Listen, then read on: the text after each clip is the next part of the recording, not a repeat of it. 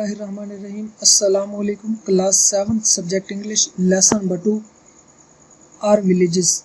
Are मतलब हमारे, villages का मतलब है गांव।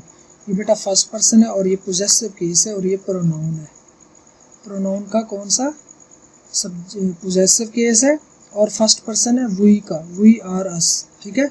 विलेजेस का मतलब बेटा गांव और विलेजेस क्या बेटा, ये नाउन है। ये प्रोनाउन और ये नाउन। आर क्या बेटा, प्रोनाउन, विलेजेस नाउन, हमारे गांव। ठीक है बेटा जी। इन तस्वीरों को देखें बच्चों, ये पिक्चर्स देखें आप, ये पिक्चर्स, और सोचें ये तस्वीरें किस चीज़ का हवाला देती हैं।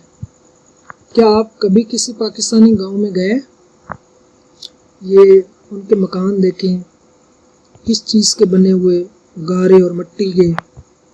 ठीक है। वो औरत आपको नज़र आ रही है, वो आदमी बैठा है और बच्चा खेल रहा है। उनके जानवर देखें। ठीक है। जानवरों को चारा डालने का निज़ाम है उनका। और बैकग्राउंड चेक करें ज़रा, ज़मीनें, खेत। ठीक है। नज़र आ रही बेटा जी। इस पे गौर बेटा। ये जो देहात की ज़िंदगी होती है वो इस तरह होती है, इस तरह उनका रहन सहन होता है, उनकी लाइफ ऐसे ही गुजरती है।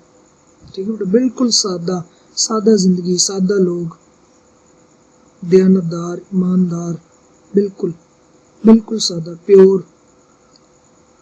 ठीक है। ओके, अब हम ट्रांसलेशन स्टार्ट करेंगे इसकी जी। Give attention. Once Anjum's father was very tired of his office work. Once का मतलब है एक दफ़ा। अंजुम्स का मतलब है अंजुम के, फादर वालिद, एक दफ़ा अंजुम के वालिद। वाज का मतलब है थे। वाज वेरी टायर्ड का मतलब है बहुत थका दिया। टायर होता है ना, थक जाना। टायर्ड वाज के साथ थर्ड फॉर्म है, बहुत थका दिया। वेरी बहुत थका दिया। ऑफ हिज, उनके यानी कि उसके, हिज उसके, ये प्रोनाउन है ना। ऑफिस वर्क और दफ्तर के काम, दफ्तर के काम ने। एक दफ़ा अंजुम के वालिद, एक दफ़ा अंजुम के वालिद को दफ्तर के काम ने बहुत थका दिया। बेटा वाज के साथ थर्ड फॉर्म है, ये पैसिव है, पास्ट इंडेफिनिट का। अगर वाज वर्ग के साथ आईएनजी फॉर्म हो यानी कि फोर्थ फॉर्म हो तो वो बेटा पास्ट कंटीन्यूअस टेंस होता है। अगर वाज वर्ग के साथ आई थर्ड फॉर्म हो तो वो पास्ट इंडेफिनिट का पैसिव सेंटेंस होता है। ओके। एक दफ़ा अंजुम के वालिद को दफ्तर के काम ने बहुत थका दिया। He did not know what to do. ही वो यानी कि अंजुम के वालिद, ही प्रोनाउन है। ठीक है। मुज़क्कर के लिए इस्तेमाल होता है और सिंगुलर के लिए। He did not, बेटा देखें, did not के साथ वर्ब की फर्स्ट फॉर्म, पास्ट इंडेफिनिट का नेगेटिव सेंटेंस, यानी कि सब्जेक्ट होता है, ही सब्जेक्ट है, plus did not plus verb की फर्स्ट फॉर्म, यानी कि नो जानना वर्ब की फर्स्ट फॉर्म है ना। ठीक है। What to do, to do बेटा इन्फिनिटिव है, टी टू के बाद वर्ब की फर्स्ट फॉर्म। ओके। व्हाट का मतलब है क्या। ही डिड नॉट नो का मतलब है नहीं, वो यानी कि वो नहीं जानते थे, वो नहीं जानते। Okay. He did not know what to do, वो नहीं जानते थे कि क्या करना है या क्या किया जाए। वो नहीं जानते थे कि क्या किया जाए, कि क्या करना चाहिए, कि क्या करना है, वो नहीं जानते थे। ओके। क्योंकि वो बहुत ज्यादा थक चुके थे। His wife suggested him to take a few days leave from his office and visit his parents in Noorpur village. His wife, his उसकी या उनकी यानी कि अंजुम के वालिद की, वाइफ बीवी, उनकी बीवी यानी कि उसकी बीवी सजेस्टेड, सजेस्ट बेटा होता है मशवरा देना। ये सजेस्टेड वर्ब की सेकंड फॉर्म है। अगेन पास्ट इंडेफिनिट का सादा सेंटेंस, ये पास्ट इंडेफिनिट का नेगेटिव, ये सादा, क्योंकि इसमें सब्जेक्ट फिर वर्ब की सेकंड फॉर्म, ये subject plus did not plus verb की फर्स्ट फॉर्म, ये नेगेटिव और ये सादा। उसकी बीवी ने मशवरा दिया, हिम उसे, किसको, अंजुम के वालिद को। उसकी बीवी ने उसे मशवरा दिया टू टेक का मतलब बेटा ले लें, इन्फिनिटिव है। जिस तरह टू के बाद डू फर्स्ट फॉर्म, इधर टू के साथ टेक वर्ब की फर्स्ट फॉर्म। टू टेक ले ले अ फ्यू डेज चंद दिन की, अ फ्यू डेज चंद दिनों की लीव छुट्टी, फ्रॉम से, हिज ऑफिस अपने दफ्तर से, फ्रॉम बेटा प्रेपोजिशन है, एंड कंजक्शन, एंड विजिट, और विजिट का मतलब बेटा मिलने चले जाना, ठीक है। हिज पेरेंट्स अपने वालिदैन को, अपने वालिदैन को, इन नूरपुर विलेज, नूरपुर गांव में, नूरपुर गांव में, विजिट का मतलब बेटा मिलना, मिलने, ओके। उसकी बीवी ने उसे मशवरा दिया कि वो अपने दफ्तर से चंद दिन की छुट्टी ले ले और नूरपुर गांव अपने वालिदैन से मिल ले, और नूरपुर गांव में अपने वालिदैन से। उसकी बीवी ने यानी कि अंजुम के वालिद को, अंजुम की वालिदा ने क्या मशवरा दिया, यानी कि उसकी, यानी कि अंजुम के वालिद की, उसकी बीवी ने उसे मशवरा दिया कि वो अपने दफ्तर से चंद दिन की छुट्टी ले ले और नूरपुर गांव अपने वालिदैन से मिल ले, okay. He could be refreshed by living in the village, he वो, वुड, वुड का मतलब गा गी गे, ठीक है, ओके। बी यानी कि हो जाएंगे रिफ्रेश्ड, रिफ्रेश्ड का मतलब है ताज़ा दम, कि वो ताज़ा दम हो जाएंगे बाय लिविंग, लिविंग का मतलब रहने से, रहकर, इन द विलेज गांव में, वो गांव में रहकर, वो गांव में रहकर ताज़ा दम हो जाएंगे।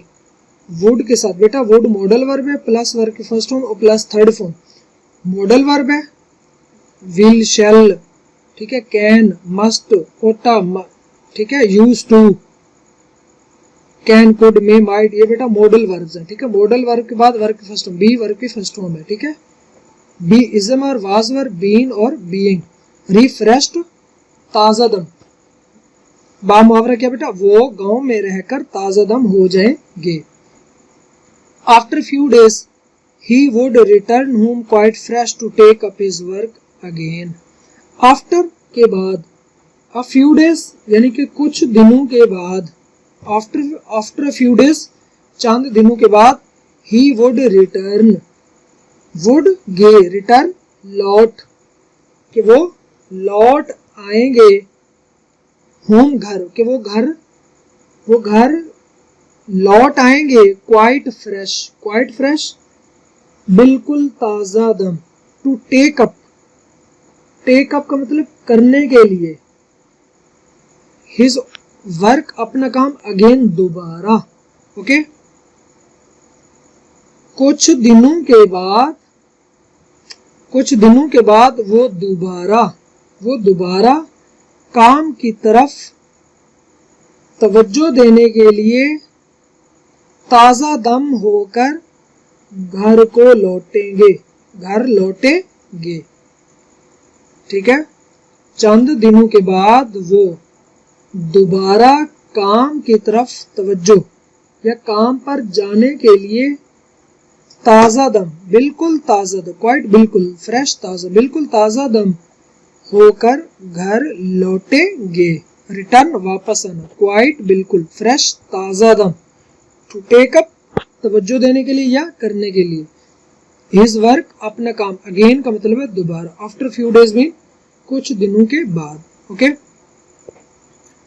जी। The next day Anjum's father reached the beautiful village Noorpur situated on the bank of a canal. The next day अगले दिन, नेक्स्ट डे अगले दिन, अंजुम्स फादर अंजुम के वालिद, रीच्ड, रीच्ड का मतलब बेटा पहुंच गए, रीच पहुंचना, रीच तो पहुंच गए, क्योंकि बेटा हम पास्ट का एक इंसिडेंट, पास्ट की स्टोरी पढ़ रहे हैं ना, तो उसमें पास्ट टेंस ही इस्तेमाल होगा। रीच्ड पहुंच गया, द ब्यूटीफुल विलेज खूबसूरत गांव, वो खूबसूरत गांव पहुंच गए, ठीक है बेटा। अगले दिन अंजुम के वालिद खूबसूरत गांव नूरपुर, नूरपुर पहुंच गया, सिचुएटेड, सिचुएटेड का मतलब बेटा वाक़े, ऑन द बैंक किनारे पर, ऑफ ए कैनाल एक नहर के किनारे वाक़े, जो एक नहर के किनारे वाक़े है, सिचुएटेड है, सिचुएटेड वाक़े, ओके। अगले दिन अंजुम के वालिद खूबसूरत गांव नूरपुर पहुंच गए जो एक नहर के किनारे वाक़ है। इज इट क्लियर बेटा? तो अभी तक हमने क्या पढ़ा बेटा? अभी तक हमने ये पढ़ा कि एक दफ़ा अंजुम के वालिद को दफ्तर के काम ने थका दिया। वो नहीं जानते थे कि क्या किया जाए। उसकी बीवी ने उसे मशवरा दिया कि वो दफ्तर से चंद दिन की छुट्टी ले ले और नूरपुर गांव अपने वालिदैन से मिल ले कि वो गांव में रहकर ताज़ा दम हो जाएंगे। कुछ दिनों के बाद वो दोबारा काम की तरफ तवज्जो देने के लिए ताज़ा दम होकर घर को लौटेंगे। ओके। और अगले दिन अंजुम के वालिद खूबसूरत गांव नूरपुर पहुंच गया जो एक नहर के किनारे वाक़ है। His parents were